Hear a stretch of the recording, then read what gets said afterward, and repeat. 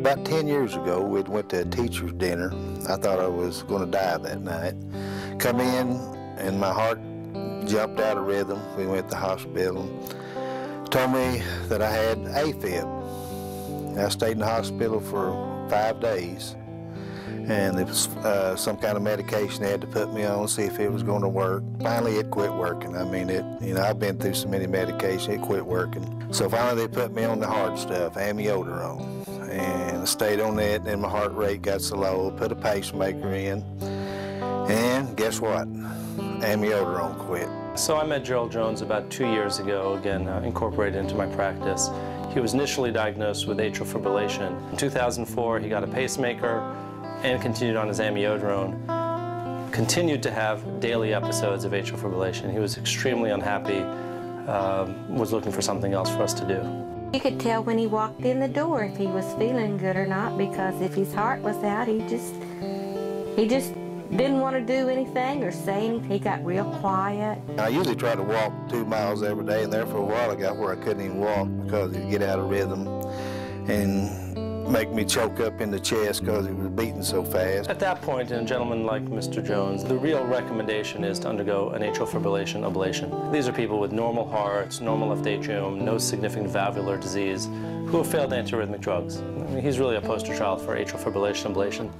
So we took him to the lab, we did an EP study on him, we ablated his pulmonary veins, couldn't get any more inducible atrial fibrillation after the procedure, and he's done well ever since. And since then, I've had a completely different life. I mean, it's been super. I mean, hadn't missed a beat. Every once in a while, you know, when you get excited or something, mad at a kid or something, it'll thump a little bit. But I've had I mean, it's just been super. What we do is we go in through the veins, we go across from the right atrium to the left atrium. In the left atrium, we isolate each of the 4 pulmonary veins. They can be done together in groups of 2 or individually. Once they have their procedure, they can expect to wake up, have lunch, go home the next day. As soon as I got over the surgery, I mean, in a week, I mean, you just tell the difference. I mean,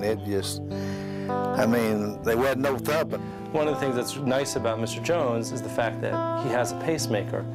The presence of a pacemaker allows for recording of all of his atrial fibrillation. So when he showed up at his 6-month follow-up, it was clear that we had done something good for him, because on the day of his ablation, he had had atrial fibrillation daily for the week prior. And we could see that he didn't have one single episode of atrial fibrillation, not one, from the time he had his ablation. It has definitely changed him. He doesn't have to worry about it going out of rhythm when we were trying to enjoy ourselves or go somewhere. Plus, he feels good. He feels good. My heart would go in and out for about 8 hours. It'd be out of rhythm, and I just couldn't do nothing. I was so weak. But now, I mean, I can do anything I want to do that an old man can do. You know, he can get after it.